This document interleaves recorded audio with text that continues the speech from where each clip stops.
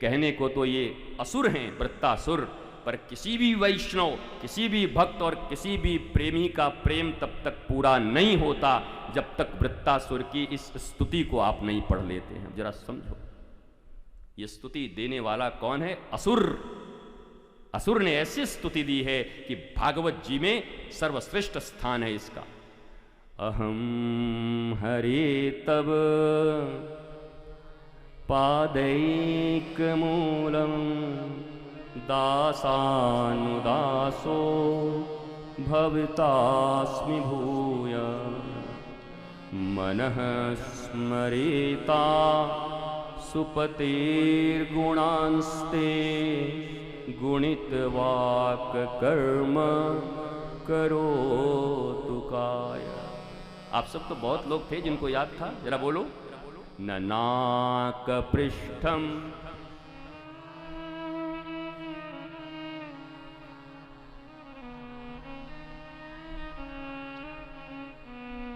न योग सिद्धि अपुनर्भवं वा समंजसत्वा विरहे आकांक्षे अजात पक्षा इव मातरं खगा स्तन्यं यथा वत्सतरा क्षुधार्था प्रियं प्रियेव व्युसितं विषण्णा मनो अरविन्दाक्ष दितिक्षृते त्वाम अहं हरे तव पादैक मूल।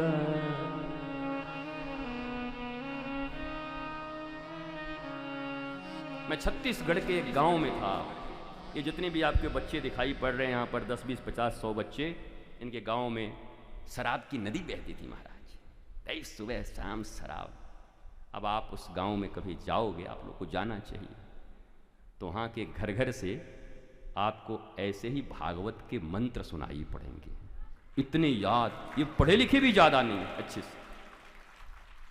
अगर सीखने की इच्छा हो, भाव हो, प्रेम हो, तो कोई एकेडमिक क्वालिफिकेशन बाधा नहीं है। इस क्वालिफिकेशन के लिए एकेडमिक क्वालिफिकेशन कोई बाधा, 4th class fail Thakur Ramakrishna Paramahamsa और पूरे अमेरिका को हिला के आने वाले शिकागो में उनके चेला स्वामी विवेकानंद।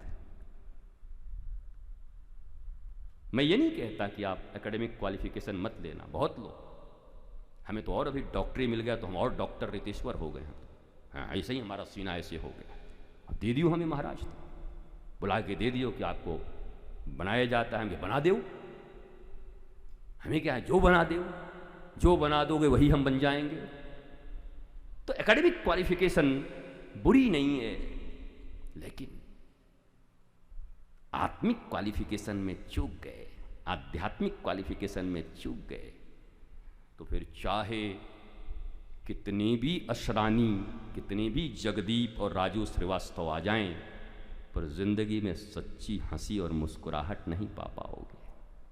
बहुत तकलीफ हो जाएगी। मुस्कुराहट तो अंदर की है। श्री कृष्ण के पास 2 चीजें हैं, परफेक्ट पर्सनालिटी है वो, perfect smile and perfect smell. रोता हुआ आदमी आए, हंसता हुआ चला जाएगा ठाकुर जी के पास। ठाकुर जी के पास से गुजर जाओ तो सौरभ से भर जाएगी तुम्हारी नासिका। ओह, ऐसे दिव्याति दिव्य गंध, सुगंध उनके जीवन में है। और हमारे यहाँ तो लोग ऐसे हैं, सांसों की माला, और सांसों से तो ऐसा दुर्गंध निकल रहा है कि मत पूछो, माला चल रहा है तुम्हारा। रात को जो लिए थे भी वही निकल रहा होगा, सांसों की माला। शास्त्र का परिप्रेक्ष्य देखो, समझो एक बात को, शास्त्र में कंट्राडिक्टरी चीजें लिखी हुई हैं, क्यों?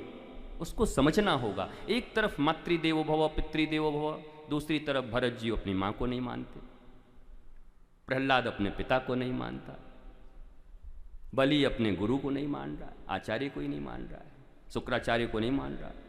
यद्यपि शुक्राचार्य की जो धन नीति है, इकोनॉमी नीति है, मैं उस पर भी बोलूंगा एक दिन। बोले महाराज क्या नीति है शुक्राचार्य की।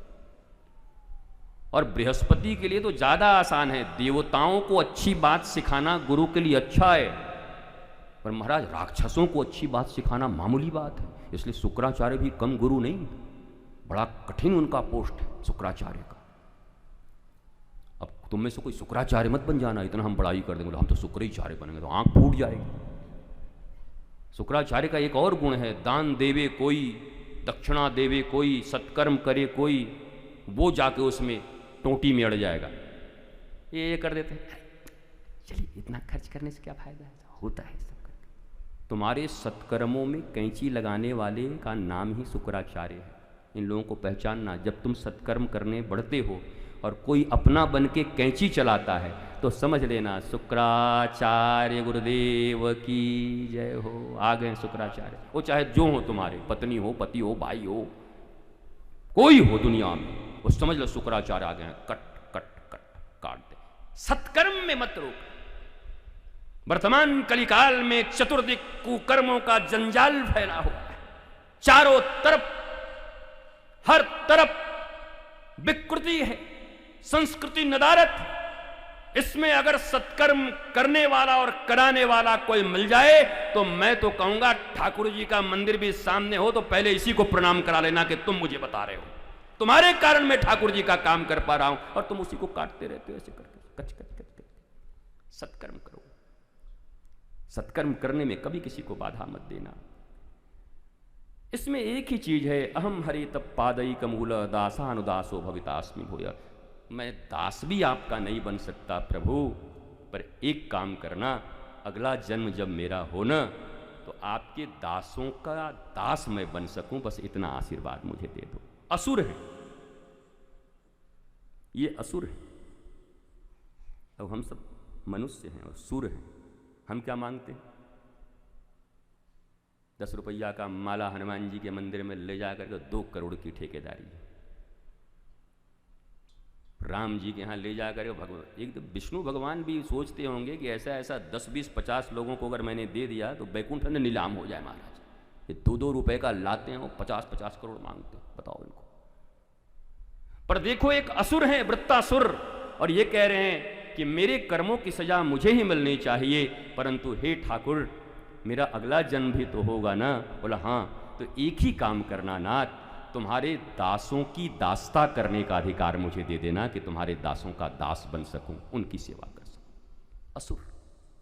अब बताओ अगर ये नोवेल होती तो किसी विलन के बारे में इतना लिखती, असुर। पर असुर के जो सद्भाव हैं हमारा शास्त्र उसे भी लिख रहा है। क्या आप कर पाते हैं? अपने शत्रुओं की प्रशंसा कर पाते हैं? जिसके लिए आपने परसेप्शन एक बार खराब कर लिया है उसके सद्गुणों को कभी आप देख पाते? नहीं देख पाते। 100% उनको दुश्मन बना लेते हैं, उनके विरुद्ध बोलते हैं, उनके ऊपर कीचड़ उछालते हैं, उनकी फटी धोती में उंगली लगा के फाड़ देते हैं पूरी धोती को दुर्योधनी वृत्ति से। क्या ये वृत्ति हमारे भीतर नहीं होनी चाहिए? सिंहिका की तरह ईर्ष्यालु बनकर हम छाया पकड़कर किसी को मारना चाहते हैं, उसकी छाया को पकड़कर, क्या ये उचित है? हमें यही सीखना चाहिए शास्त्र से कि शास्त्र इतना महान है कि जिसके जो गुण अवगुण हैं वो उसको इस्टेब्लिश्ड कर देती है। और अंत में तो आपको पता ही है, सत्यमेव जयते, धर्म की जय हो, धर्म की जय होती है। लेकिन छुपाएं क्यों? जिस दिन तुम्हारे भी भीतर में ये भाव आ जाए जिससे तुम सबसे ज्यादा चिढ़ते हो, उसके भी सद्गुणों का प्रकाश तुम कर सको कि भाई इसमें ये सद्गुण है, मानना पड़ेगा। उसका क्या होगा मुझे कुछ पता नहीं, रावण का तो कुछ हुआ नहीं। शास्त्र में खूब सुंदर लिख देने से रावण का कुछ बना नहीं, गया ही, कंस गया ही, दुर्योधन गया ही, दुष्ट तो जाएंगे ही, पर तुम मत चूक जाना। अधर्म के खिलाफ खड़े होने में भी मत चूकना। लेकिन शास्त्रों की तरह अगर किसी के भीतर सद्गुण हैं तो साधारण ईर्ष्या के कारण किसी के सद्गुणों को दबा मत देना, मिटा मत देना, छुपा मत देना।